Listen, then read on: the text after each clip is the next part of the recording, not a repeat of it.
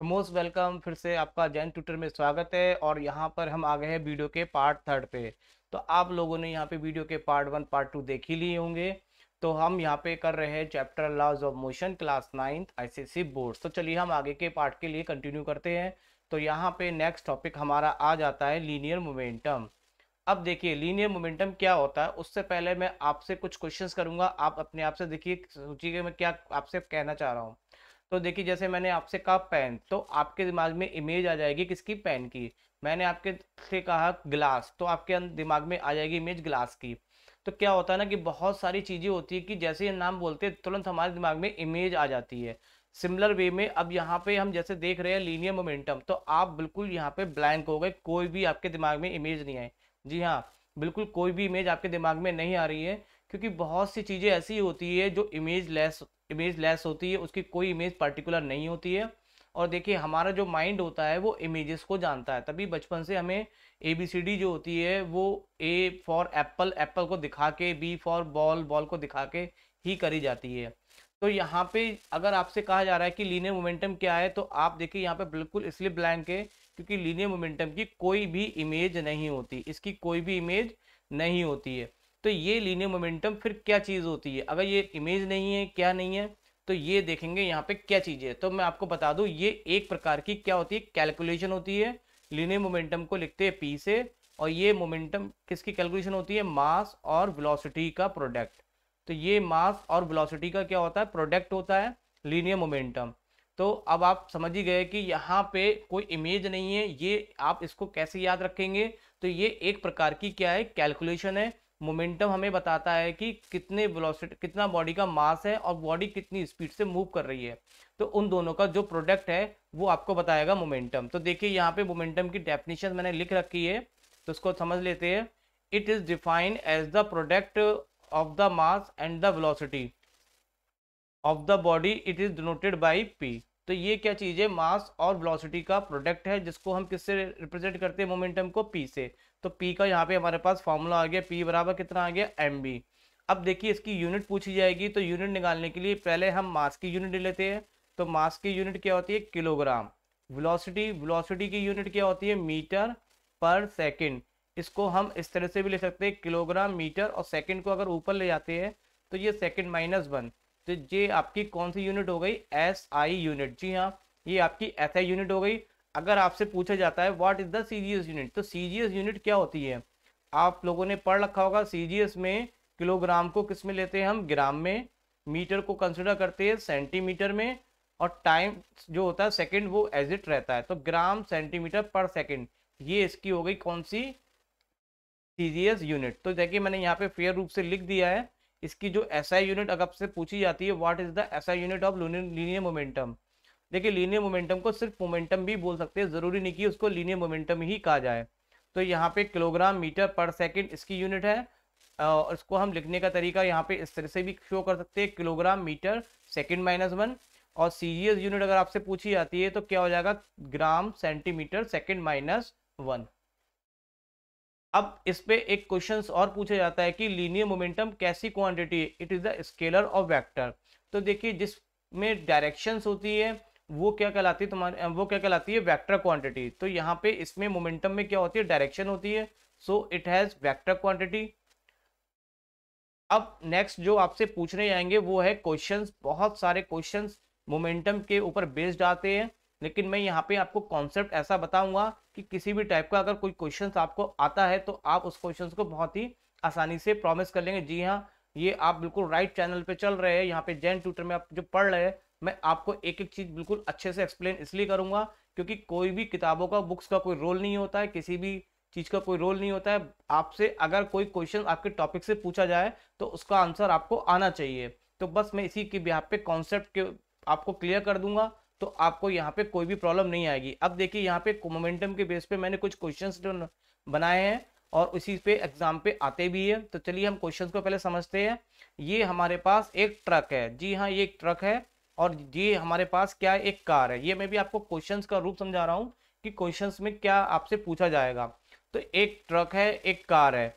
अब ये दोनों क्या कर रहे हैं, सेम स्पीड से मूव कर रहे हैं, सेम स्पीड से मूव कर रहे हैं। तो यहाँ पे क्या पूछा जाएगा कि ये विच हैव मोर मोमेंटम। तो क्वेश्चन आपका यहाँ पर है कि if truck and car move with same velocity then which body has more momentum, तो किसका मोमेंटम ज्यादा होगा। अब इसको देखिए रटना, बहुत से बच्चे रट लेते, रट के काम नहीं चलेगा, क्वेश्चंस क्या होते हैं बदल बदल के भी आते हैं। तो मैं यहाँ पे आपको इसको कॉन्सेप्ट समझाऊंगा, आप उसके बिहाफ पे कोई भी क्वेश्चन इसको कर लेंगे। तो कोई कॉन्सेप्ट करने के लिए सबसे पहले हम यहाँ पे आ जाते हैं मोमेंटम की डेफिनेशन पे, अभी जो हमने पढ़ी थी। तो मोमेंटम की इमेज तो कोई नहीं होती है, लेकिन आप इसको याद रखेंगे, इट इज अ कैलकुलेशन। किसकी कैलकुलेशन? मास और वेलोसिटी की। तो मोमेंटम जो है वो मास और वेलोसिटी का क्या है, प्रोडक्ट है। अब आप देखेंगे यहाँ पे कि इसको, इस क्वेश्चन को हम कैसे इसको समझेंगे। तो यहाँ पे सबसे इंपॉर्टेंट है कि जो कॉमन है, जो यहाँ पे कॉमन पार्ट है वो क्या है, यहाँ पे जो कॉमन पार्ट है वो है वेलोसिटी। तो वेलोसिटी यहाँ पे कॉमन है, तो यहाँ से हम वेलोसिटी जो कॉमन है उसको यहाँ से हटा देते हैं, और हटाने के बाद हम कांस्टेंट लगा देते हैं। अब देखिए एक चीज मैं आपको बताता हूँ, यहाँ पे क्या होता है कि जैसे कि दो बॉडी आपकी डायरेक्टली प्रोपोर्शनल है, तो उसको हम किससे लिखते हैं, ए डायरेक्टली प्रोपोर्शनल बी। अब जब ये प्रोपोर्शनलिटी का साइन हटाते हैं तो इक्वल आ जाता है, तो इक्वल लगा के यहाँ पे कांस्टेंट क्या लगा देते हैं, के। अगर मैं रिवर्स करूँ कि यहाँ से कांस्टेंट हटा दूँ तो वापस ये क्या आ जाएगा, डायरेक्टली प्रोपोर्शनल आ जाएगा। तो बस यही काम हमें यहाँ पे करना है कि जो चीज़ सेम है वेलोसिटी उसको हम हटाएंगे, हटाने के बाद जो ये इक्वल का साइन है ये फिर वापस किस में आ जाएगा, प्रोपोर्शनलिटी में। तो देखिए इसमें यहाँ पे हमने क्या करा कि v को हटा दिया, v हमारा कांस्टेंट है तो कांस्टेंट हटा के हमने इक्वल की जगह क्या लगा दिया, डायरेक्टली प्रोपोर्शनल। तो सिंपल सी बात है, जो सेम है उसको हटा दीजिए, बाकी इक्वल की जगह आप प्रोपोर्शनलिटी का साइन दे दीजिए, तो आप देखेंगे कि जो मोमेंटम है वो मास के क्या डायरेक्टली प्रोपोर्शनल है। देखिए डायरेक्टली प्रोपोर्शनल का मतलब क्या होता है, अगर दो बॉडी एक दूसरे के डायरेक्टली प्रोपोर्शनल है तो हम उसको लिखते हैं ए और बी से। इसका मतलब ये होता है कि जितने रेशियो में ए इंक्रीज होगा उतने ही रेशियो में बी भी इंक्रीज होगा, और अगर ए की वैल्यू डिक्रीज होगी तो बी की वैल्यू भी क्या होगी, डिक्रीज होगी। अगर हम कहते हैं कि ए और बी बॉडी एक दूसरे के इन्वर्सली प्रोपोर्शनल है तो हम इसको किससे लिखेंगे, ए। देखिए साइन तो वही लगाते हैं लेकिन साइन का नाम चेंज हो जाता है, यहाँ पे इसको बोलते हैं हम डायरेक्टली प्रोपोर्शनल और यहाँ पे हम इसको बोलेंगे इन्वर्सली प्रोपोर्शनल। कैसे पता चलेगा ये हमारा इन्वर्सली प्रोपोर्शनल है, क्योंकि ये आगे की जो टर्म है ये आपकी अपॉन में लिखी हुई है। अपॉन में लिखने का मतलब होता है इन्वर्सली प्रोपोर्शनल। तो यहाँ पे इन्वर्सली प्रोपोर्शनल में अगर एक चीज बढ़ेगी तो दूसरी चीज क्या होगी, कम होगी। बट यहाँ पे हम देखेंगे मोमेंटम और मास में क्या रिलेशन है, डायरेक्टली प्रोपोर्शनल। इसका मतलब है जिस बॉडी का मास क्या होगा, ज्यादा होगा, उसका मोमेंटम भी क्या होगा, ज्यादा होगा। तो अब आप देखेंगे ट्रक का मास क्या होता है, बहुत ज्यादा होता है कंपेयर टू द कार। तो अब आप समझ गए कि कार का जो मास है वो कम है इसलिए उसका मोमेंटम क्या होगा, कम होगा, और ट्रक का जो मास है वो ज्यादा है इसलिए उसका मोमेंटम भी ज्यादा होगा। तो आपसे पूछा जा रहा था विच हैव मोर मोमेंटम, तो अब आपका आंसर आ गया यहाँ पे कि truck has more mass so it has more momentum. तो अब आपके बिल्कुल क्लियर हो गया कॉन्सेप्ट कि अगर दो बॉडी अलग अलग ए और बी, और दो बॉडी अगर है और एक का मास बी से ज्यादा है और वो दोनों सेम स्पीड से कर रही है तो एक का मोमेंटम ज्यादा होगा, क्योंकि जिसका मास ज्यादा होता है उसका मोमेंटम भी क्या होता है, ज्यादा होता है। तो ये आपका फर्स्ट क्वेश्चन था मोमेंटम के बेस पे। इसी पे हम आगे कंटिन्यू करते हैं, सेकंड क्वेश्चन हम ले लेते हैं। तो सेकंड क्वेश्चन हमने मान लिया कि दो कार हमारे पास है जो कि same, two car of same mass moving with, क्या कर रही है, दो कार मैं बना लेता हूँ, यहाँ पे दो कार है और जो कार, इसका नाम दे देते, एक का नाम कार ए कह दे रहे और दूसरे को हम कह देते कार बी है। तो ये दो कार हमारे पास है जो मूव कर रही है वेलोसिटी v से, और दूसरी जो कार है वो किससे वेलोसिटी से मूव कर रही है, 2v से। तो दो डिफरेंट डिफरेंट वेलोसिटी से ये मूव कर रही है कार।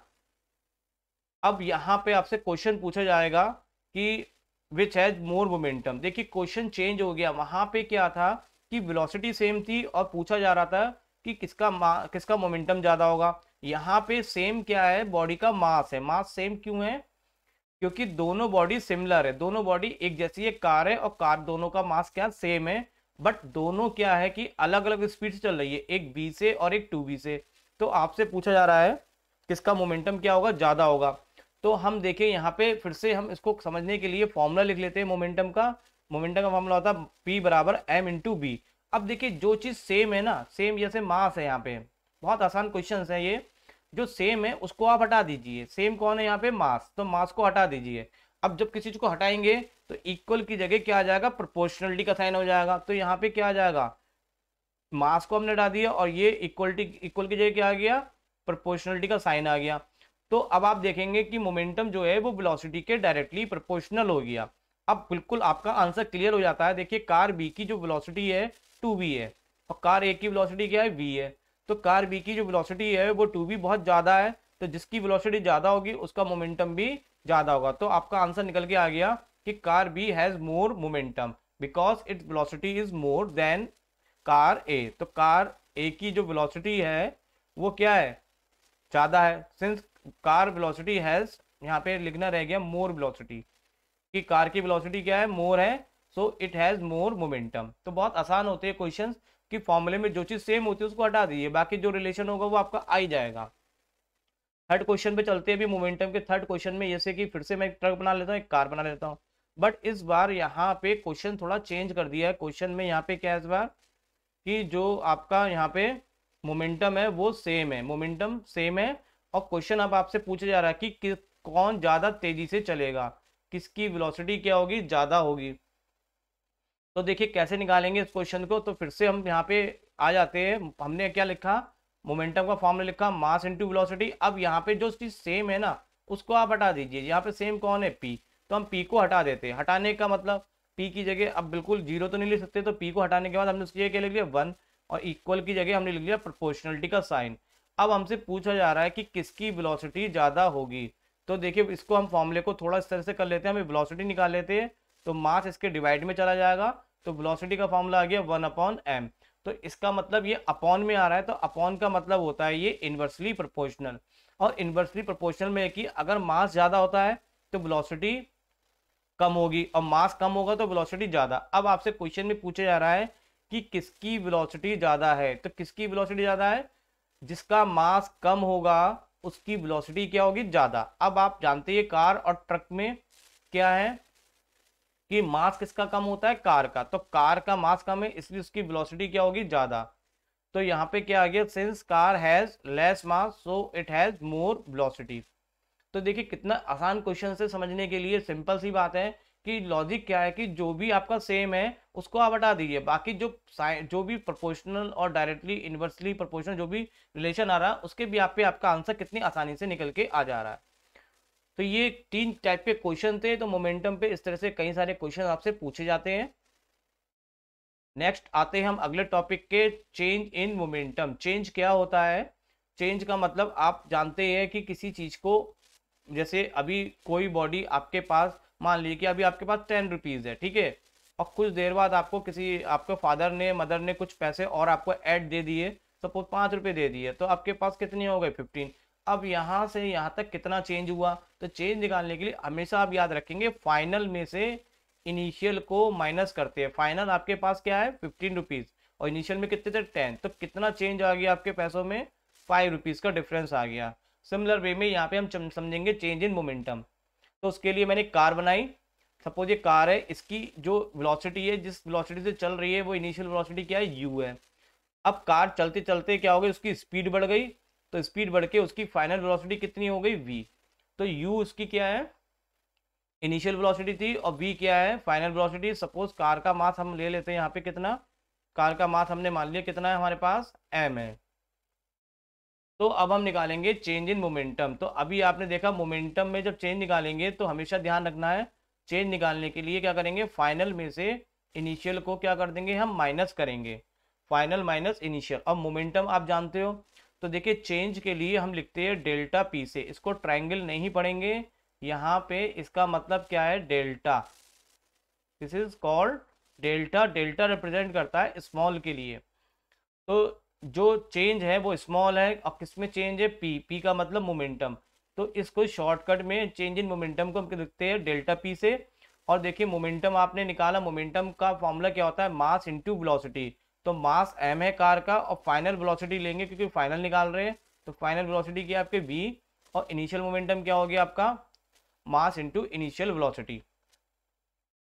इसमें आप m कॉमन ले लीजिए, तो m कॉमन लेंगे तो क्या आएगा, v माइनस यू। तो ये आपका चेंज इन मोमेंटम के लिए फॉर्मूला आ जाता है, डेल्टा पी बराबर m v माइनस यू। जो कि डिपेंड करता है वेलोसिटी पे। अब देखिए एक क्वेश्चन जो कि बहुत इंपॉर्टेंट है, डेरिवेशन भी है ये, आपसे प्रूव दैट करके क्वेश्चन पूछा जाता है, शो दैट करके क्वेश्चन पूछा जाएगा। तो क्वेश्चंस क्या है उसके लिए हम यहाँ पे देखिए क्वेश्चन को मैंने लिखा है कि prove that rate of change in momentum जो होता है वो मास इनटू एक्सेलरेशन के इक्वल होता है। रेट ऑफ चेंज, देखिए रेट का मतलब होता है, जिस चीज को रेट बोलते हैं उसका मतलब वो चीज टाइम से डिवाइडेड होती है। तो किसकी रेट बोल रहे हैं? Change in momentum. तो मोमेंटम को हम टाइम से डिवाइड करेंगे तो ये कहलाएगा आपका rate of change in momentum. Mass को आप लिखते हैं एम से और एक्सेलरेशन को आप लिखते हैं किससे? ए से। तो ये हमें फॉर्मूला प्रूव करने को कहा जा रहा है कि rate of change in momentum जो होता है वो मास और वेलोसिटी का क्या होता है? प्रोडक्ट होता है। तो चलिए हम इसको थोड़ा, मैं स्क्रीन पे आ जाता हूँ, थोड़ा सा जगह चाहिए होगी मेरे को प्रूफ कराने के लिए। तो मैं यहाँ पे क्या हो गया, एक फुल स्क्रीन पे आ गया हूँ। तो यहाँ पे सबसे पहले हम इसको प्रूफ करने के लिए देखिए फॉर्मूला लिखते हैं कि रेट ऑफ चेंज जो होता है उसका फॉर्मूला क्या बनता है। देखिए चेंज इन मोमेंटम हमने लिख लिया, अब रेट का मतलब क्या है? टाइम से डिवाइड होना, तो ये टाइम से डिवाइड हो रहा है। तो यहाँ पे क्या कहलाएगा? Change in momentum upon time. आपने अभी देखा कि जो rate of change in momentum है उसको हम लिखेंगे किससे? Delta P upon delta T. Change in momentum अभी हमने पढ़ा था final momentum minus initial. Final हो गया आपका एम बी और इनिशियल हो गया एम यू और टाइम हो गया टी। तो ऊपर यहाँ पे हम क्या कॉमन ले लेते हैं? एम। तो इन दोनों में हमने एम कॉमन ले लिया, तो बचा हुआ पार्ट क्या आ गया? V minus U. और आपने देखिए एक्सेलरेशन की डेफिनेशन पढ़ रखी होगी। एक्सेलरेशन क्या कहलाता है हमारा? Change in velocity with respect to time, या इसको ऐसे कह सकते हैं it is defined as the rate of change in momentum. तो इसको हम किससे लिखते हैं? ए। तो देखिए इतना जो ये पार्ट है आपका v minus u upon T जो पार्ट है ये आपका कन्वर्ट हो जाएगा ए में। तो इस तरह से ये क्या आ जाएगा? v minus u upon T acceleration आ जाएगा। तो ये हमारा डेरिवेशन प्रूफ हो गया। प्रूफ क्या करना था? Rate of change in momentum is equal to mass into acceleration. और सिंबल्स के रूप में इस तरह से भी इसको हम रिप्रेजेंट करते हैं। तो ये आपका क्या हो गया? प्रूफ हो गया यहाँ पे।